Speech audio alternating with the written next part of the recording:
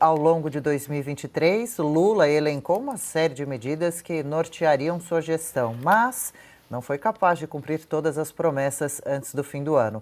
É o caso, por exemplo, do Voa Brasil, que prometia passagens aéreas a preços acessíveis. A iniciativa não saiu do papel e o ministro que estava à frente da ideia foi despachado para outra pasta. Tem mais, uma medida provisória editada por Lula em julho prometia zerar as filas do INSS, mas ela não surtiu o efeito esperado. E o desmatamento zero até 2030, apesar do prazo extenso, encontra-se com a viabilidade ameaçada por causa da onda de queimadas que afetou a região da Amazônia em 2023. Além disso, Lula prometeu ao longo da campanha e durante o discurso de posse rever a legislação trabalhista. No entanto, uma revisão mais ampla das leis de trabalho sequer chegou a ser enviada para o Congresso no ano que está já acabando. Rodrigo Constantino, incompetência ou mentiras? Uma mistura de tudo, Adriana. Existe aí um lado que é meio estelionato eleitoral, existe um outro lado que a gente agradece de ter ficado só nas promessas, porque as ideias são equivocadas. Agora, numa democracia mais madura, um povo mais atento, politizado, o debate correto, na minha opinião, deveria ser sobre os meios. Ou seja, todo mundo quer melhorar a vida dos mais pobres, todo mundo quer poder reduzir criminalidade, por exemplo. Então, o debate sério deveria ser sobre os meios. O que você propõe como instrumento, como meio para levar a essa finalidade desejável? No Brasil não acontece isso. No Brasil, um lado tenta monopolizar os fins nobres, as virtudes, é o lado que se coloca como defensor dos pobres e acusa o outro supostamente por suas intenções malignas, né? E aí interdita-se o debate. Não é mais sobre meios, é sobre as finalidades.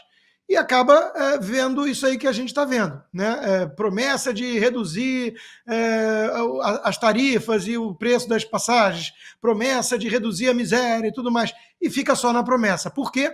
Porque os meios que a esquerda normalmente utiliza quando está no poder para atingir esses determinados fins não levam a esses fins.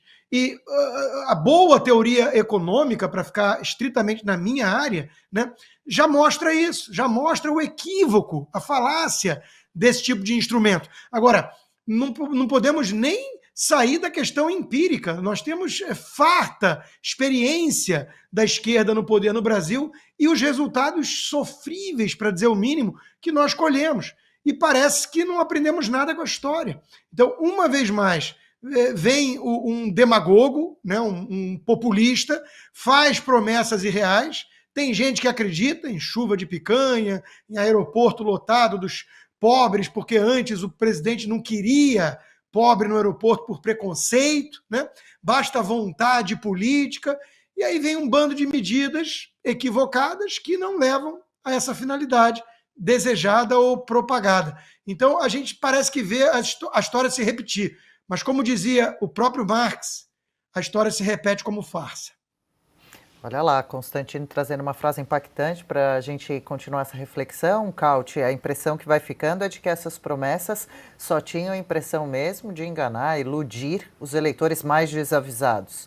Não, pois é, Adriana, mas antes de tudo, precisamos lembrar que a gente elegeu, o Brasil, né, elegeu o Lula sem ter um programa, porque o Lula não apresentou um programa eleitoral durante a campanha. Ele se limitou a fazer uma carta de intenções no último dia antes do segundo turno, né, no 27 de outubro, e só. Ou seja, não havia um programa estruturado para dizer o que será feito nos próximos 4 anos. Isso é já, como se fala em latim, um vulnus democrático. Você elege um político sem saber o que ele vai fazer. Mesmo assim, ganhou as eleições de 2022. Agora, nesta análise que foi feita pela Folha de São Paulo, eu até contesto um pouco a metodologia que foi usada, porque, por exemplo, muitas promessas, entre aspas, que eles consideram como cumpridas, nada mais são que a criação, por exemplo, de um ministério, no caso dos indígenas, o Ministério dos Povos Indígenas, mas não é um programa, não é um trabalho progressivo, não não é uma obra em andamento. É simplesmente colocar um ministro, uma ministra nova, no caso,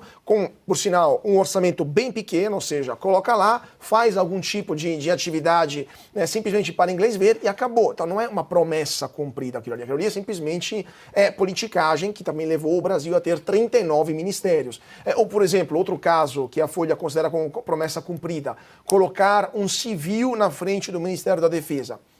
Assim, não estamos falando de um trabalho para mudar a estrutura do Brasil, melhorar a produtividade, aumentar a competência da força de trabalho, reduzir a criminalidade. Simplesmente é tirar uma pessoa, colocar outra frente ao Ministério da Defesa, sendo que os diretos subordinados continuam sendo 3 altos graduados militares. Então, mesmo nesse 22%, né, 20% das promessas cumpridas, eu reduziria e muito essas promessas, porque aquelas, de fato, que têm um impacto na vida dos brasileiros, que mudam o Brasil, a estrutura do país para os próximos anos, deveriam ser, assim, recalculando isso, muito menos desse 20%. Um pouco porque o governo foi incapaz sequer de articular um projeto próprio e levou adiante projetos que já estavam sendo tocados pelo governo anterior, alguns casos aumentando o orçamento, em outros simplesmente mudando de nome, Bolsa Família, por exemplo. Em outros casos porque simplesmente eles não têm ideias.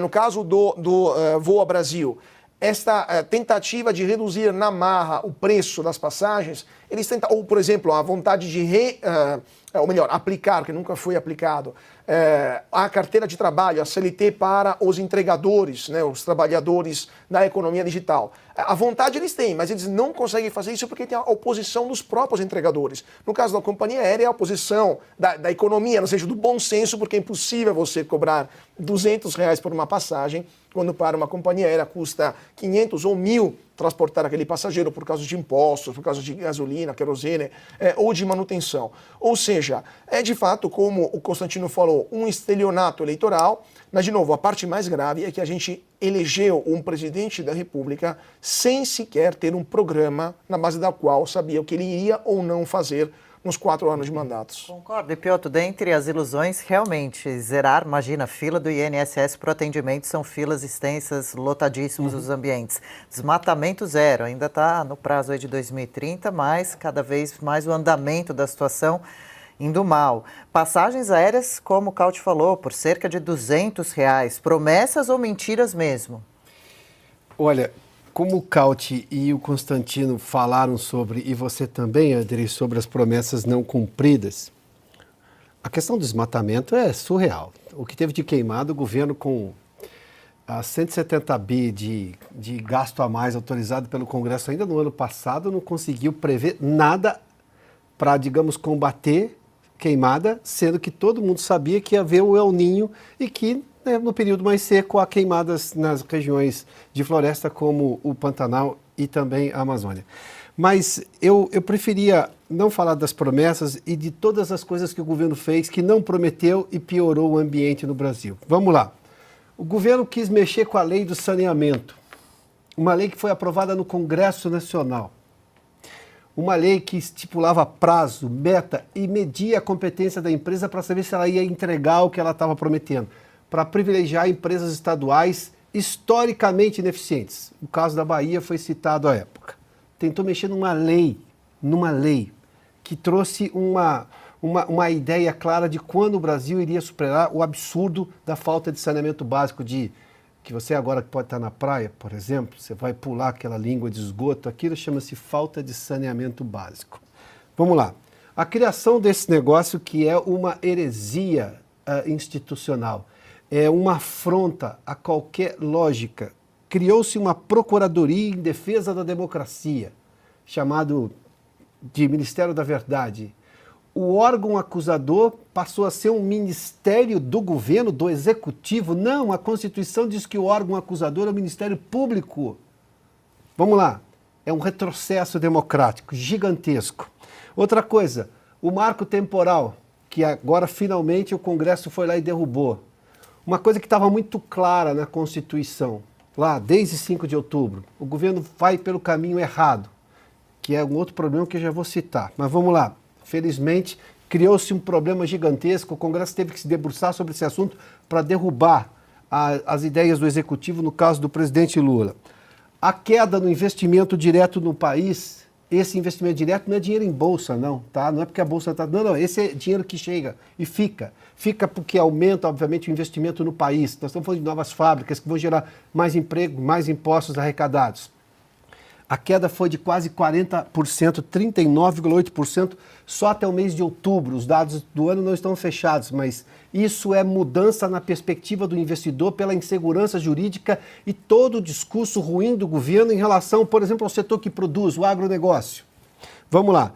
Atrasou a queda dos juros brasileiros, por quê? Primeiramente, o presidente quer, de novo, reafirmar a ideia de quanto mais gasto, melhor. Mas, primeiramente, porque começou com brigas com o presidente do Banco Central, a indelicadeza, a incompetência na educação do Lula de chamar o presidente do Banco Central pelo nome. O presidente Luiz Inácio Lula da Silva não chamava o presidente do Banco Central pelo nome, esse cidadão. Ou seja, ridículo, né? Para dizer o mínimo. Vamos lá.